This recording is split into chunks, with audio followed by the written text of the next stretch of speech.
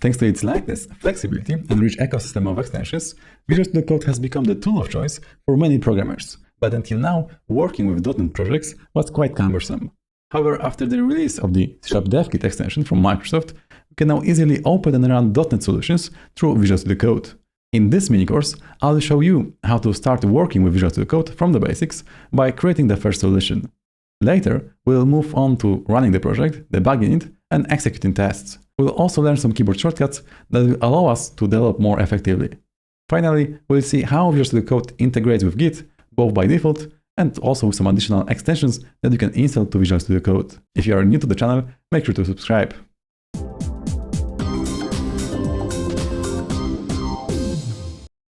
In order to install Visual Studio Code, first of all, you have to download the correct version to your local machine. So if you're running Windows, Linux, or macOS, you should be able to actually find the correct installer for your machine under this website code.visualstudio.com/download. So once you have the installer, just start it, and the installation should be straightforward. But during the installation, make sure to actually select the options, add Open with Code Action to Windows Explorer File context menu, and also add Open with Code Action to Windows Explorer Directory context menu. Those two actions will actually allow you to open Visual Studio Code in any folder just by right-clicking inside it, and also by right-clicking on any file in any folder. So having those two options enabled, just click Next and continue the installation of Visual Studio Code. Alright, so once you have the Visual Studio Code installed, then you have to also install the .NET SDK, because just installing the Visual Studio Code will not allow you to work with .NET projects. So you have to also install the .NET SDK to your machine. In order to do that, just head to .NET.microsoft.com/download, and here you'll be able to find the current version of .NET, the previous one, and also the next one, which is currently in preview, and this is .NET 8. I would recommend you to install the current version of .NET, which is currently .NET 7, but if you wanted to, you can actually install multiple .NET SDKs on your local machines and develop projects in many different versions of .NET. Alright, so once you have the .NET SDK and Visual Studio Code installed, maybe let's go ahead to some folder that I have prepared. And in here, as you remember now, just by right-clicking into that, you can go ahead and click on the Show More Options button, and there should be Open with Code Action on this simple action menu. So we can do it in two steps, just right-clicking and then Show More Options, or by just holding the Shift key. If I right-click, in this way, the second action menu will automatically show me the Open with Code button. So I'll just go ahead and click this one. And of course, this will open Visual Studio Code in the context of this folder. Another way to actually open a folder inside Visual Studio Code is to select the File button and then just selecting the folder in which we want to work with. Alright, so the last piece that we have to install is actually an extension to Visual Studio Code, which will allow us to create .NET projects and work with them as a solution instead of just plain files. Of course, right now, we could use the .NET CLI to actually create a new project, run them or build them, but it will be so much easier with the extension, which we are going to install by heading over to this Extensions tab. And if I type in the C# DevKit extension, I will be able to just click the Install button, but I have it already installed, so this should be fine for me. In your case, just click ahead on the Install button, and it should be good as well. Alright, so once you have this extension installed, now what you can do is open the Action context menu inside of Visual Studio Code just by clicking Ctrl, Shift, and P, and this will bring out the pop-up in which you can specify any action to be executed inside Visual Studio Code. So just by typing .NET, we will be actually able to see a bunch of different commands that have been added by installing this extension. So first of all, as we don't have any project yet to work with, we'll just select the New Project option, and in the next pop-up window, we can select the template for the new .NET project. As you can see, we could select Web Project, MVC Project, Web API Project, Blazor, just Library Class Project, or Console Application. So maybe in this example, I'll just go ahead and select the console application. And in the next window, I'll have to specify the name of the project. So I'll just name it vscode.console like this. Then I will select the default directory, and I'm fine with the default value. So I'll just click Enter. And as you can see, here on the left side menu, in the Explorer window, now we have the, first of all, solution file, which will aggregate all of the projects that we have added to this application. And also there is this vscode.console folder containing the program.cs file and also the VS Code console CSproj file. So the CSproj file is a file defining our type of project, defining its target framework, and some other properties like external references or references to the projects inside of the solution.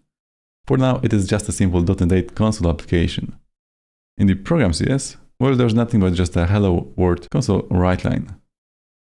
Alright, maybe before we go ahead and start this program, I will add just 2 lines. So first of all, I want to get the name from the console, and then maybe just console write line, hello, and the name from the input. So just hello and name. Okay, so how do I actually start this kind of project? Well, before the first time, we'll actually have to go ahead to this Run and Debug tab, and in here, we'll have to specify or create a new launch.json file. This launch.json file will contain the information about the launch configuration to our solution.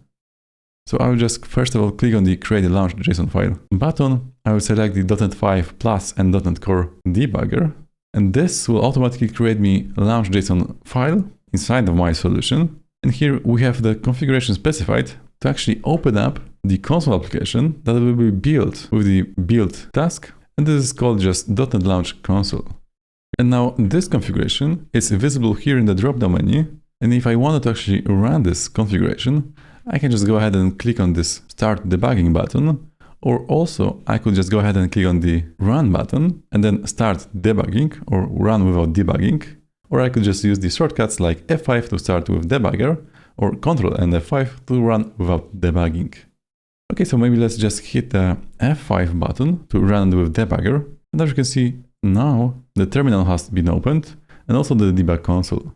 So in the debug console, we actually see the message hello world, and in theory, we are able to actually type in anything in here. So I'll just type in Kuba, which is my name, but there is no response back from the console. And this is because by default, the debug console is not a console or terminal to actually communicate through to the application. So we will not be able to insert any value by the console readline method by this debug console. Well, so if I wanted to actually try in terminal, this is also not possible because here there's the running process, and if I type in anything, all the process will just shut down. And this behavior is because here in the definition of our launch.json file, we have the value of console set to internal console. But if I wanted to actually change this behavior, we can select 2 different options. So first of all, there's integrated terminal, and there's also external terminal. So let me just show you the difference between those 2. First of all, by starting with the integrated terminal option. So having this defined, I'll just save the file. And once again, I'll just click F5. And this time our application will run in this terminal instead of debug console. And this will mean that actually I will be able to type in anything that will be captured as a value from the console relay method. So as you can see in here, we get a response, hello Kuba. Alright, so maybe let's just go ahead and try with the external terminal. And as you can imagine, now Visual Studio Code will just open any external terminal. In my case, it is Windows Terminal. And this is running our application in the same manner. So I can just type in my name, presenter, and the program immediately shuts down because it has reached its end by just displaying hello my name, and the application is no longer visible. So in this way, by adding first of all the launch.json file, we will be able to actually define how the program will be executed running through Visual Studio Code. And here on the left in the Explorer view, you can see that the launch.json file has been added to this Visual Studio Code folder, which is on the root level of our solution. But to be honest, this solution view, or this Explorer view, is not very helpful if we wanted to actually work with a big .NET application. So after we have installed the C# Dev Kit, there should be one more panel here on the bottom, which is called Solution Explorer, and we can actually go ahead and drag and drop it to the very top. And this Solution Explorer should also display all of our programs or projects defined in the solution with their dependencies, files, or any external references. So if I wanted to actually go ahead and add a new folder or add a new file to this console application, I can just go ahead and click on the new folder. Maybe let's call this folder utils. And to add a new file to this program, I can go ahead and click on the Add New File button, which will open the pop-up where I can select the type of the file that I want to add. So I can select whether this is a class, custom file, so without the template, enum interface, some MVC files, Razor files, or a web config. So I'll just go ahead and click on the class file. Maybe let's call it util console. And this will basically create me a new class from a template, defining the namespace in which this class will be defined. So just by clicking on the Add New Folder or Add New Files in the Solution Explorer, we will be able to add new folder and files to our project. Alright, but how do I actually add a new project to our solution? Well, to do that, we can go ahead and click on the solution level, and in here we can add a new solution folder, or we can add also a new project to the solution. So just by clicking this button, we'll once again get the pop-up to define the template for a new project. And maybe this time I'll just select the console library, and let's call it vscode.shared like this. Then I can go ahead and select the default directory. And as you can see now here on the left, there's a new project inside of our solution. By default, there's just type class1 created inside of this class library project. But even though those two projects are in the same solution, if I wanted to reference this class1 inside our program.cs file, this will not be allowed. So maybe let's go ahead and try this. If I type in class1 is equal to new class1 like this, well, we got an exception saying that the type or namespace class1 could not be found. So in order to add a reference from our console to the shared project, we can just right click on the console project, and here we can find the Add Project Reference button, and this will actually list all of the projects that are inside of our solution. So as we have only one project, I'll just select the VS Code shared project. This will add a reference inside of the projects blade to the VS Console shared library project. And right now, if I go back to the program.cs file, I can go ahead and use the light bulb here on the left, which is actually pretty helpful by suggesting me to use the vscode.shared namespace.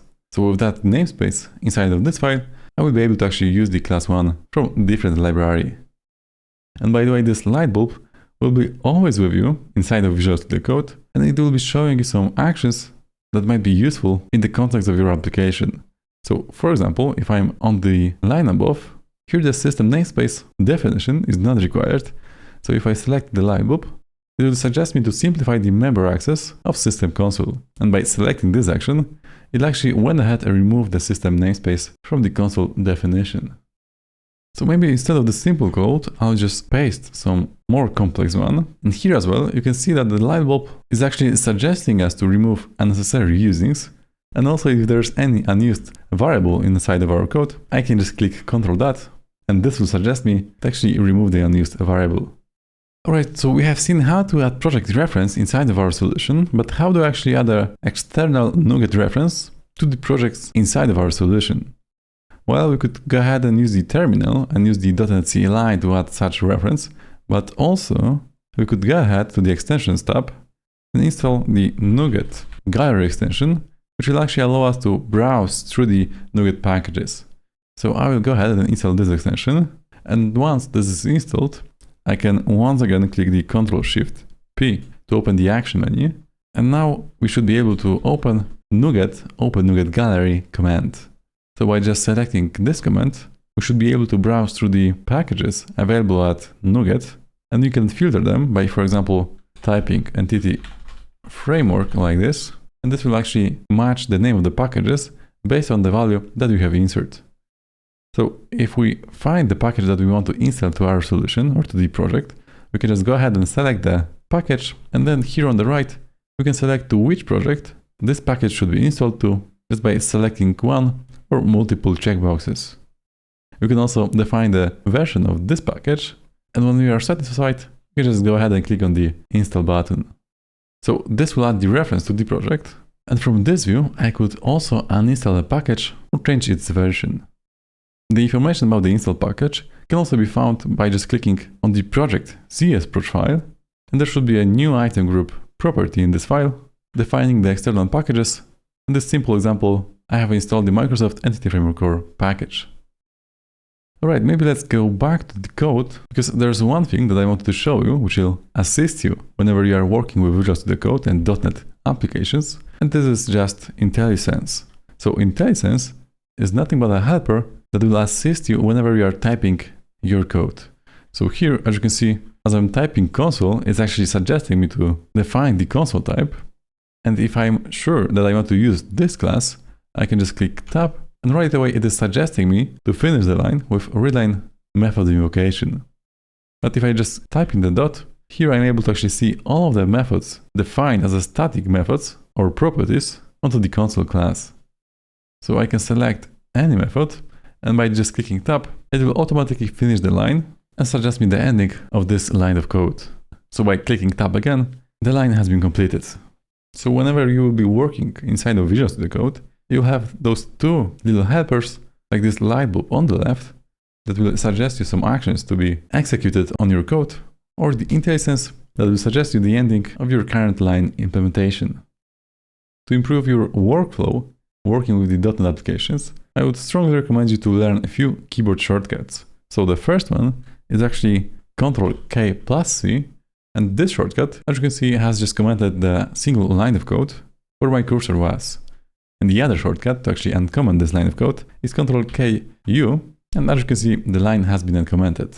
But if we have selected few lines of code at the same time, and again I will just press Ctrl+K and C, all of those three lines have been commented. And again, having those three lines selected, I can just click Ctrl+K+U to uncomment them in a matter of seconds.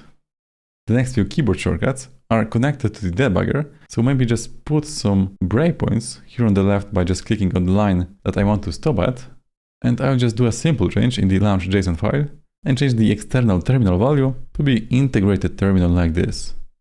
So right now we already know that we can just press F5 to run this application with a debugger in place, and automatically we will be stopped at the first line because I had a breakpoint on this line. And also, during debugging, we have some additional menu that you can move around inside of Visual Studio Code.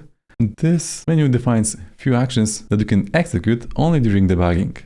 So first of all, we have the continue method that will run the application until it hits the next breakpoint. We can execute the step over action, which will move on to the next line. We can select the step into action that will move into the current line method invocation, or you can click on the step out that will go out immediately from the currently executed method. Then you can also restart the whole debugger session, or you can just start it by clicking the stop button. And as you can see, all of those buttons have a shortcut associated to them. So continue, in the context of debugging, is also the F5 button, which previously just started the application with a debugger. Now the same shortcut has a continue function. The step over is bound to F10, step into is bound to F11, step out is bound to Shift and F11. So these are the few shortcuts that I strongly recommend you to learn and use on your keyboard. So for example, if I just click F10, we see that we have moved just one line to the console read line. And now if I click again F10, we should be able to input or provide input to the console. So I'll just type in hi and press enter, and this will automatically move the debugger to the next line. And right now, as we are about to invoke the foo method, if I will just press F10, I will be moved automatically to the next line. But if I want to go into that foo method, I can just click F11, and as you can see, this has automatically moved me into the foo method. So in here, I can actually go ahead and hover over the value parameter, and this will display me the value of this value parameter. So right now, this is just high. And you can find this value automatically here on the left in the variables sections. But besides that, we can also select the value variable, right click on it, and then go ahead and click on the add to watch action. And now here on the left, you see that the value parameter has been added to the watch as well. And also we can use the debug console to actually go ahead and type in the value parameter, and this will display the current value of this parameter. So these are the three ways that you can inspect the different variables inside of our debugging session. And besides that, here on the left, we have this call stack section, and we can actually go ahead and select the outer invocation of our method that we are currently in, and this will move us to the place from which the current invocation has been invoked from. In this simple application, this is not a game changer, but it's a complex application with many different branches or code flow execution. The call stack is very useful to actually see the flow of the code. Alright, so right now we are exactly here during the debugging session inside of the foo method. So we can just go ahead and walk through all of the lines. But if I wanted to actually step out of this foo method, I can click on the step up button or just press Shift F11. And as you can see, we are already outside of this method, and by clicking F10, we can move forward. So in this way, by using the shortcuts during the debugging session, we'll be able to actually move or navigate through our code without any problem. There's also one more basic shortcut that I want to show you that will help you to navigate throughout your solution. But as our current solution is pretty small and we have only 2 files, I will just open a different solution inside Visual Studio Code. Alright, so right now I have opened some MVC application which has plenty of different projects. And for example, if I wanted to open the program.cs file, I can of course go ahead and find it in the Solution Explorer window. But what I can do also is use the shortcut of Ctrl+P, and this will actually open the window in which I can go ahead and start typing the name of the file that I want to open. So by just typing program, I can select the program.cs file, press enter, and this will automatically open the program file. In this way, I can open up any file that I wanted to by just defining the name of the file and pressing enter to actually go ahead and move to this file back and forth. So this is how we can navigate through the files inside of our solution. But what if I wanted to actually go ahead and go to the implementation of a certain method? So let's say that I wanted to move to this seed method implementation. And in order to do that, well, I can just simply hold on to the Control key and left click on the seed method. And as you can see, I have been already moved to its implementation. And this behavior is only available for the method that are direct implementation of a class rather than a method definition inside of an interface reference. So maybe I'll just open a different class that is using an interface reference so that we can see the difference.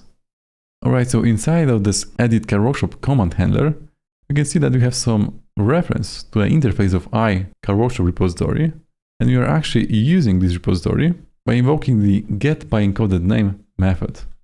So if I wanted to actually go to its implementation, now if I hold on to the Control key and just left click on the method name, well, I move to the interface instead of the method implementation. So let's go back, and to actually go to its implementation, I can right click on it and click on the Go to Implementations, or I can just click the shortcut, which is by default Ctrl and F12. So right now we have been moved to its implementation inside of the car workshop repository. What is also interesting, that every method will have its own references, or the number of references defined just above the method definition. And this is actually a link that will open up a new window that will show me all of the method invocations so that I can quickly navigate to any of them just by clicking on a given instance inside of this window. So in this way, we'll be able to actually move to the definitions and to the implementations of the methods inside of our code. And by using the references shortcut, we'll be able to actually see in how many places this method or this variable is used. And you can simply navigate to them by just double clicking on a particular instance. But what if I wanted to actually find the text inside of the solution and, for example, replace it with some other text? Well, to do that, you can use the Ctrl, Shift and F keyboard shortcut. And let's say that I wanted to search for description text inside of this solution. And as you can see, there is 37 results in 24 files. We can actually go ahead and narrow our search results by specifying the files to be included. So by just typing the file extension, I can simply see that there's 5 results in one CS.html file. And if I actually wanted to replace this description with some other value, like a label, I could just go ahead and click on the toggle replace button. And in here in the replace section, I can just specify the description should be replaced with label. And down in the preview, you can see what will actually change if we confirm this replace method. So to confirm it, I can just go ahead and click on the replace all, and this will bring up the confirmation window. And by clicking the replace button, all of those occurrences of description inside of the CS.html files have been replaced with the label value. So this is how you can find any text inside of the whole solution, and you can narrow down the results by defining the files to include. But if you wanted to actually work only in the open document, you can just use the Ctrl and F keyboard shortcut, and this will bring up a very similar pop-up, but this time the context of this find and replace will apply only to the given document. So if I want to actually go ahead and find the DTO and match the case, you see that I have 2 results. I can navigate between those 2, and also I can just specify the text that will be replaced. And again, I can just select the replace all, or I can replace them one by one just by clicking the replace button. Alright, so now you should be able to actually work with the .NET applications using Visual Studio Code just by extending it by installing the C# DevKit extension and the NuGet Gallery extension.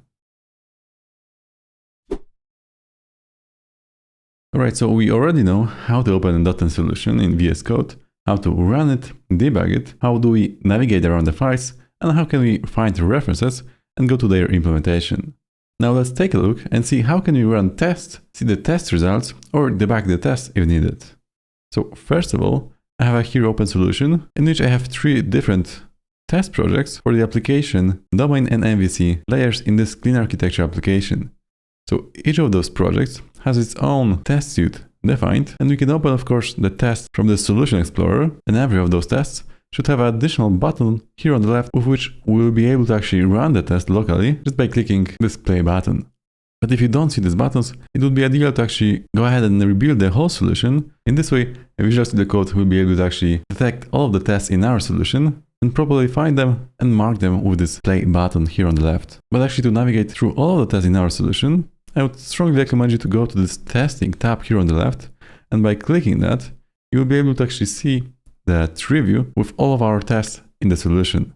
So by default, we can just simply navigate through the test project, then through the test namespace, and the next level will be the test class, and every defined test in the class will be listed here in this window. But for example, if I wanted to actually go to a certain test or match the name of the test, I can just use this filter mechanism to actually type in any phrase. And for example, by typing mapping, I can see that 4 of the tests have been matched to this phrase mapping. So in this way, we can actually create a subset of tests and then run them whenever needed. So besides the filtering of the tests, we can actually go ahead and refresh the test cases. For example, whenever we are creating a new test scenario and it is yet not visible here on the left, you can just click on the refresh button and the test should be visible and possible to run. Then you can go ahead and click on the run test, and this will actually go ahead and run all the tests that are visible here with the applied filter, and automatically it will capture the result. We could also debug all of them, and in this way, if we had any breakpoints in the test defined, then the execution would stop at the breakpoint, and we could simply debug the test, look up the details, and possibly change the assertion if needed. The last option here on the top right corner is the show output button. So if I click on that, now you actually see that here on the left, we have our first test run that actually contained all of the test cases. And for that test run, we could of course navigate through the test by just clicking on them, or going to the file by clicking this go to source button, or if needed, we could also run the test again, or debug the test by clicking this button. So by executing a certain test, of course, this will create a new test result. And if I would go back to the test result output, now you can see that we have also the new test run, which I have just executed for this single test. But if I wanted to actually execute a subset of tests, well, we already know that we can do it by just filtering, first of all, the test cases, and then depending on the node that we want to execute, I could do it on the class level, I could do it on the namespace level, or in the whole test project. So by just right-clicking on the node in this tree view, and then running that test like this, only those 4 tests in this tree view will be actually executed. And again, here in the test results, now we can see that we have one more test result containing only those 4 test cases. Alright, so we already know that we can actually execute all of them if we have no filter applied, just by clicking the run test. We could also execute a subtest just by clicking on it in the tree view. But from the code perspective, using this button, which now turned into a green check mark, we can click on that and this will automatically execute the test without the debugger. We can also right click on the same icon, and here I could say that I want to debug this test. Other way would be to actually just click anywhere inside of the test with the right click. And here you can see that we have plenty of options to actually run the test at cursor. We can run tests in the current file, so every single test in the current file. We can debug the current test, or we can debug all of the tests in the current files. So we have plenty of options to actually execute one test, test from the whole file, or debug them if needed. So maybe just let me actually change one of the test assertions so that now it should fail. Let's see how this will look like in the test results explorer. So if I run the test that should fail, first of all, we are getting this exception or information that the expected value is different than the one provided to the test. So this is how we can see actually what's going on within the test. But if I close it, the message is still here on the right as some kind of annotation to the line of the assertion. And I can, of course, once again click on that, and this will show me the same pop-up once again. Well, besides that, again, here on the test results, you can see that now the test has failed, and you can double click on the information, and this will pretty much open the same information in the test results window. If we had more than one test failed, let's say that I will also change the asserted throw exception, then of course if we run all the tests in the solution, in the summary you should see that not only one but 2 tests have failed, and 2 of them should be captured in the test results output, like here on the right side. So if we have a failing test, and we actually don't know what's going on inside of the test, we can actually go ahead and set up a breakpoint just by clicking on the left to the line number. And now there's plenty of options to actually debug this test. So first of all, we can use the Test Explorer window to click on the debug test. We can also use this button here on the left that is now turned to red, and we can right click on it and then click debug test. Or we can also right click anywhere inside of the test and click the run test at cursor. And this will of course stop at the breakpoint that we have set up inside of this test. Now in the same way as we have used the debugger just by running the normal solution, we can actually go ahead and see, for example, what is the value of the variable used in the test. We can add it to watch, and we can also use the debug console to type any expression that will be automatically evaluated. So in this way, you should be able to use the debugger inside of the test just by setting up a breakpoint and then running the test with the debugger. And also notice that whenever we have a failed test from the last run, here on the left we will have a notification that there are some tests that failed, and of course they will be marked here on that review. But again, if I just go ahead and fix those tests and run the failed tree again, now every single test in the solution should be passing, and there is no more such notification that the tests are failing. So in this way, using this testing extension of Visual Studio Code, we will be able to actually see what tests are inside of our solution. We should be able to actually execute them by just clicking on the tree node and clicking the Run Test button. And also from the perspective of a test, we could execute them one by one whenever needed. When we write code, we usually use both hands at the same time to press specific keys on the keyboard, and we don't really need a mouse for that.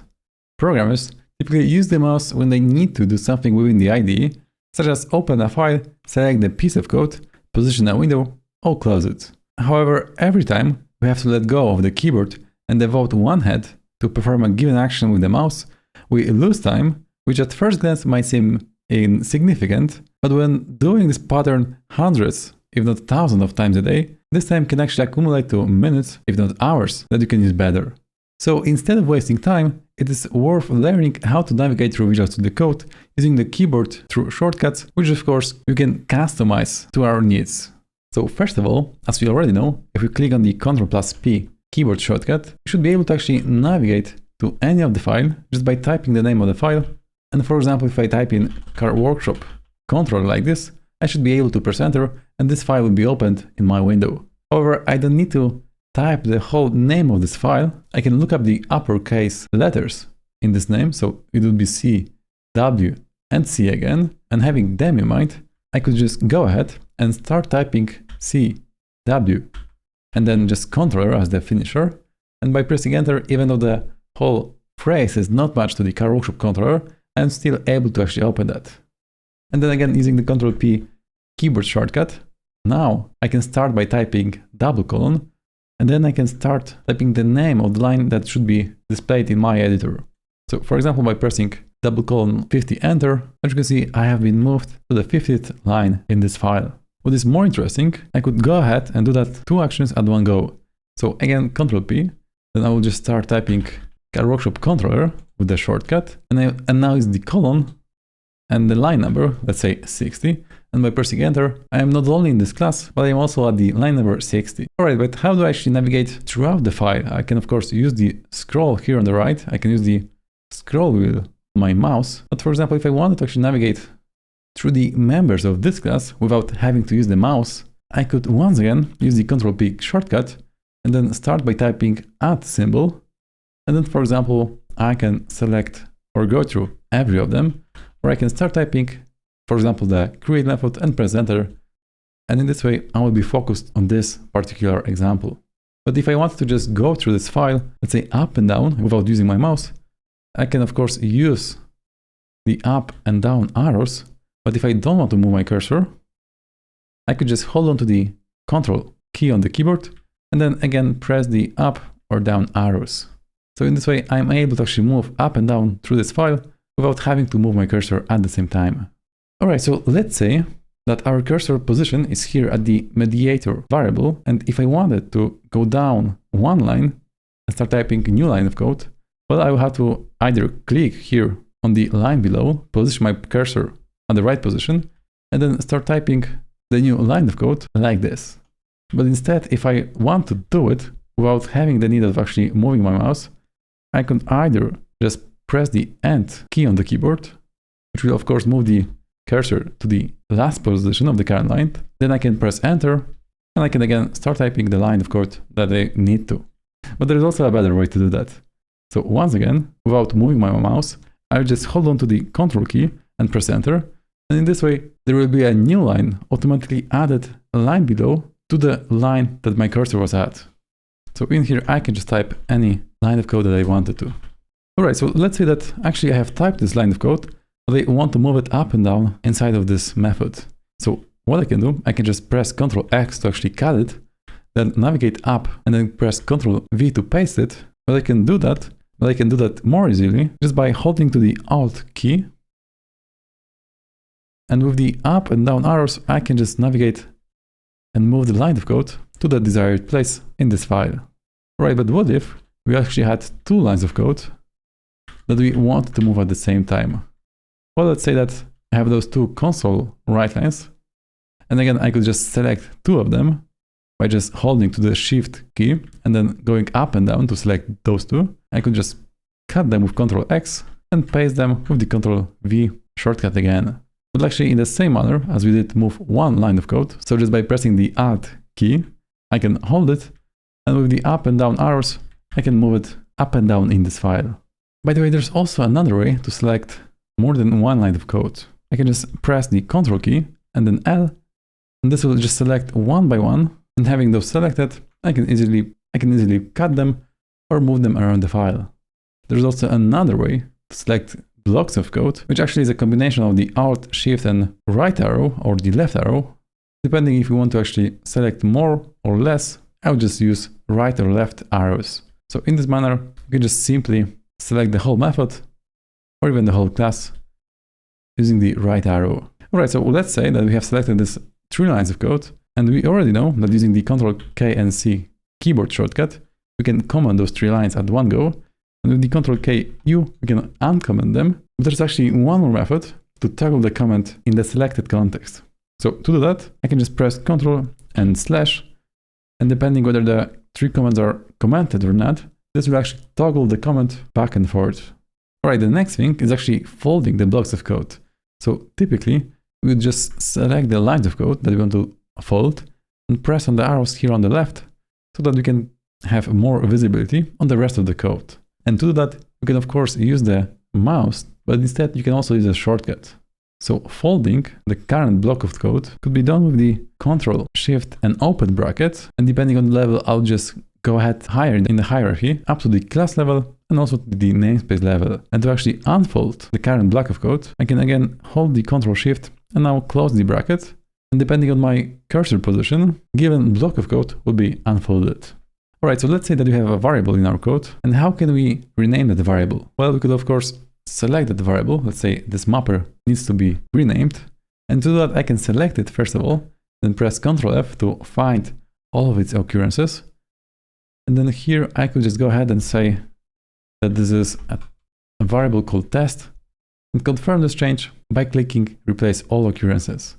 But actually there's an easy way to do that. So once again, when my cursor is at the variable name, I can just press the F2 key on the keyboard, and this will open a very small pop-up. And here I will be able to actually type the new name of this variable. And by pressing enter, this change will be confirmed and all of the occurrences will be replaced. All right, so what if we want to actually navigate to some of the types that we are using in the current file?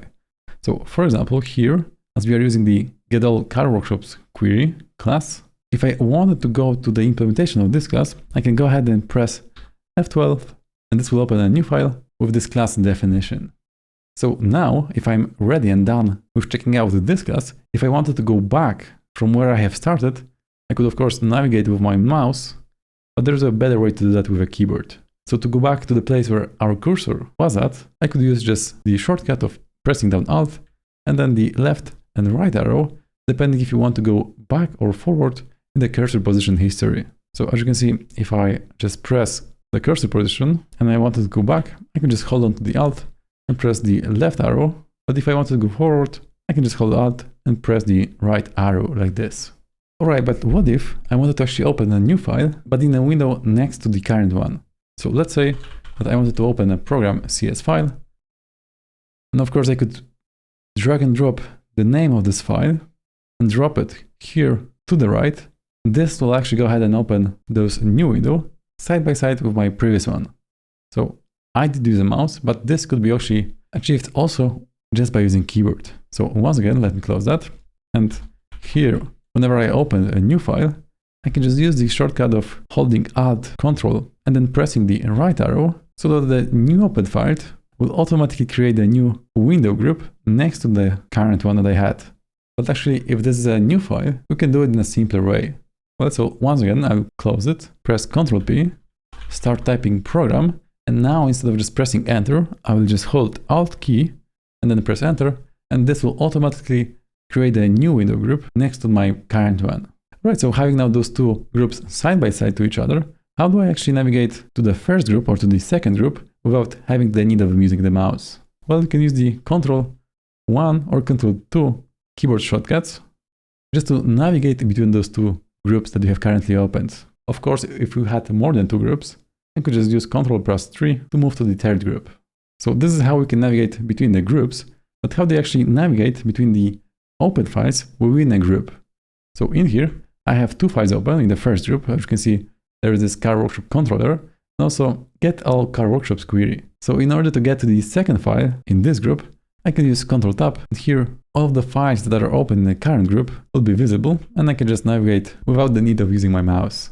Now, well, to close one of them inside of a group, I can just hold Ctrl and press W, and this will automatically close the current file if we didn't make any changes to that, and if we did, it would ask us to save the changes or to cancel. Alright, so in this way, you're actually able to open many windows with more than one window group, but having this in place, you can see that now we actually have to scroll vertically to see all of the lines because they are too long. Well, the other option would be to toggle the word wrap function. So to do that, I can just hold on to the Alt and press Z, and as you can see, this will automatically toggle the word wrap, and there's no longer need to actually scroll horizontally. Another thing that we could use to make more space in this view is actually close the Explorer window. So here on the left, I can just click on the Explorer window, and this should close it, but I had to use mouse for that. So in order to close the Explorer window, I could just use Ctrl B, which will actually toggle, so open and close back and forth the Explorer window. In the same manner, using the Ctrl Tilde keyboard, this will toggle the terminal window, so open and close it back and forth. But if that is not enough and we need more space, I can also use the full screen mode by clicking F11. And as you can see, the top section of Visual Studio Code is now gone. There is also one more level, which is called the Zen mode. So by pressing the Ctrl K and then Z key on the keyboard, now we have entered the Zen mode, and actually nothing besides those two files are now visible inside the Visual Studio Code. And to exit the Zen mode, I will have to double click the escape key. We can also use the Ctrl plus to make the whole font and the whole Visual Studio interface bigger, or we can use Ctrl minus to actually make it smaller so that you can see the text better, depending how good is your site. And the last thing that I actually wanted to show you is the multi-cursor feature. So let's say that I wanted to actually add a line of code in few places at the same time. So in order to do that, I can just hold on to the Alt key and then press with the left and then press the left mouse button to actually start multiple cursors. And now whenever typing, I will be able to actually type in those multiple places at the same time. Another way to actually type in multiple places at the same time is to use the multi-cursor. Is by holding the Ctrl and Alt keys and then pressing up or down depending where we want to actually add a new cursor. So in this way, we can again start typing in multiple places at the same time. I know it has been plenty of different shortcuts that might be hard to remember at first, but remember that you can always use the Ctrl K and S keyboard shortcut to actually open the keyboard shortcuts section, and you can customize them to your needs. So just by selecting any of them, you can click on the pencil icon, and this will actually allow us to override the key binding for a certain command or shortcut.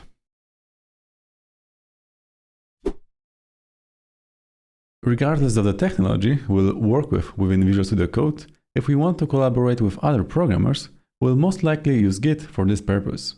Let's see how Visual Studio Code will help us to use Git through its interface and what add-ons are available to extend this built-in functionality.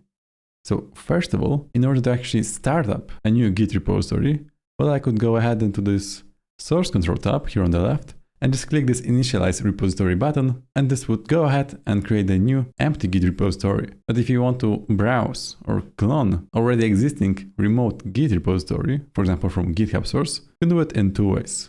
So first of all, you can connect remotely to the repository so that without the need to actually have to clone the repo locally to your machine, you could browse the files and even create commits without a single file being downloaded to your local machine. So maybe actually let me go ahead and click this connect to button, and this option will allow us to connect remotely to a GitHub repository or an Azure DevOps repository. So I'll just click on the open remote repository, and here I have the option to actually open a GitHub repository or Azure DevOps.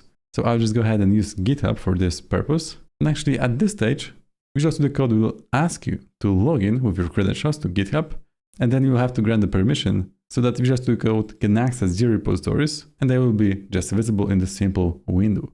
So maybe just let me go ahead and type in the REST API repository that is in my GitHub, and I can just click on that, and in just a matter of few seconds, I should be able to actually see here on the left the files that are not cloned locally to my machine, but they are available through my GitHub public repository. So I could look up any of the files that are existing already on the GitHub site. So in this way, using the connect to option from this Visual Studio Code welcome homepage, we'll be able to actually browse the GitHub or Azure DevOps repositories. And just by the way, if you don't see this page, you could just go ahead and click on the Ctrl Shift and P keyboard shortcut and search for the welcome or help welcome page and just press enter, and this should actually pop up. Alright, but let's say that you really want to clone the repository from GitHub or Azure DevOps and then work with it locally from your machine. So to do that, you could of course go ahead and use the git clone command to download the repository and hook up to Git, but you can also do that through Visual Studio Code. So I'll just go ahead and click on the clone git repository button, and again I'll just select clone from GitHub. Maybe let me search for the same repository, which was the restaurant API, and I will have to select the destination repository just by clicking this button. Alright, so now Visual Studio Code asks me whether I want to open this new cloned repository in the current workspace, or I can just go ahead and click on the open in new window, and this will actually start a new instance of Visual Studio Code with this folder opened in the Explorer. So once we have this solution or project cloned to our local machine, now we can of course browse through the files, but just right after calling the repository, we are on the default branch. So let's assume that I wanted to browse the files from a different branch. So to check out the branch, I could easily navigate here on the very left bottom corner, click on the current branch name, and then I could go ahead and inspect what other branches are available at the origin of this Git remote repository. So maybe let's assume that I wanted to actually check out to the .NET 6 branch, and just by double clicking on that name, you can actually see that now the branch context has been changed inside Visual Studio Code, and I will be browsing the files on this specific branch. So maybe just for the demonstration purpose, I will go ahead and introduce two changes. So maybe first of all, I will just say that here's a new line of to do cleanup Cedar like this. And maybe I'll just open one more class, let it be restaurant controller. And for example, I'll just go ahead and clean up the unused namespaces in this file and save it with the Ctrl S keyboard shortcut. So now with having those two files saved with the introduced changes, you can see that here on the left, we have this simple indication that there are two changes that are uncommitted, so they are pending. And by default, there should be a list of the changes that we have introduced. So we could go ahead and click on each file and look up the changes that have been introduced in each of them. But we could also change this simple list view to be a tree view. So here on the top, I could just go ahead and click on the view as tree, and this will actually show me the root folders of those two files. So if we have plenty of changes for a single commit, this view might be a bit helpful to work with. Alright, and now, if we wanted to actually stage one of the files, or two of them, I could just easily go ahead and click on the plus button which is stage changes on every single of them. And also, if I wanted to actually unstage the changes from a file, I could go ahead and click the minus button now. And the other option would be to actually do them all at once by clicking the stage all changes here on the very top of this changes option. Okay, so maybe let's stage one of those two files and try to commit it, but instead committing this change to this .NET 6 branch, I'll just go ahead and create a new branch from Visual Studio Code. So in order to do that, I will again click on this .NET 6 branch name, and now with this create a new branch button, I can provide the branch name. So let's say fix/cleanup files like this, and by pressing enter, you can see that we are automatically checked out to this new local branch. And now if I just provide the comment message, so let it be cleanup, I could go ahead and just click on the commit button, or we can expand it and select commit and push. And this will actually go ahead and create a remote branch that will match this local branch, or we can commit and sync with the other option. I'll just commit it locally first by just clicking the commit button. And now if I wanted to push the branch to the remote, I could use the view and more actions button. And here, as you can see, we have plenty of other options. So I could just go ahead and click on the push button. This will actually push the changes with this new local branch to my Git remote repository. And the other options from this menu are also pretty straightforward. So we could check out to other branch. We could fetch the changes from the remote repository. We could again commit the files. You could stage the changes. We could also push and pull. We could merge branch. We could rebase branches or create new branches. And for example, we could also create the stash with the tracked changes. So maybe just to demonstrate, I will just click on the commit action group. And for example, I can use the undo last commit button. And this way, here you can see that in the stage changes, we have a new file automatically staged with the revert action of the last commit. Maybe let me also create a new stash by going to this stash action group and then click on the stash button. And now Visual Studio asked me to provide a message. So I'll just type in cleanup stash. And now here on the left, you can see that there are no changes visible on this newly created branch. This is all that Visual Studio Code offers by default. But for example, if I wanted to look up the file and its history, or check who's the author of a certain line of code, I would have to install one of the Git extensions. And my favorite one that I recommend to install is actually the GitLens extensions by GitKraken. So you could just go ahead and click the install button, and its features will be available right after the installation. So right now, if we go back to the code, and for example, let's open the restaurant controller file, now you can see that on each line, there's a little annotation saying who committed this line of code and when, and also what is the commit hash and some other information. So in here, I could just go ahead and click on the commit details, or I could also see the changes with the previous revision. I could also open the blame. We could also reveal in sidebar. We could also open the Git graph with this change and browse through the commits within this file. And if I wanted to, I could actually go ahead and click on this open commit on GitHub, and this will open a direct link to the GitHub repository. Right, but let's say that I want to check out the revision of this file, commit by commit, back and forth. Well, to do that, there's a new action buttons that have been added with the installation of GitLens extension, which I can use just for this purpose. So if I click on this button, this will actually go ahead and go back one commit in the history of this file, and I can, for example, look up that the new change was basically a replacement of the simple string search phrase parameter to restaurant query object parameter. And again, I could also press again the same button, and this will go ahead and rewind one more commit back in history. And at any point of the time, you could also open the changes with working file. You could just open the file, or you could just open the file at the revision, so at a certain moment in the Git history. So the file history is a very cool feature that you can use to actually look up what changes have been introduced to each file separately. Another feature that is very useful is here on the right top corner, which is called file annotations. And if I click on that, there's a little pop-up that will let me choose whether I want to toggle the file blame or file heatmap or file changes. And if I click on the file blame action, now I'm actually able to see annotation for each and every line of code and see who's the author of that change, what is the scope of this change, and if needed to, I can again open this commit in the commit graph or open it in GitHub. And to disable this view, I could just simply click on the clear file annotations button and we are back to normal. And the last thing that I wanted to show you that is available after installing this extension is once again here on the source control tab, and now on the very bottom of this file, you can see that we have plenty of options to choose from. So if I expand the commit sections, you can see that here we have now all of the history of the current branch. We can click on each commit. We can browse through the files by just clicking on the file name in this Explorer. And if needed, we can again open the changes with working file just to compare what is the change compared to the current version. Well, besides commits, we have also branches, and this will actually list me all of the local branches. And in the remote sections, you can see what branches are available at the origin. In the stashes tabs, as you can imagine, there is this one stash that we have created previously. Besides that, we have also tags and work trees that are available just right after installing this GitLens extension. So in this way, by just using the built-in source control tab, we'll be able to actually create commits, push them, create new branches, pull the branches and merge them, but look up the history of each file and the total commit history. This will actually require an installation of the extension, which in this case was GitLens.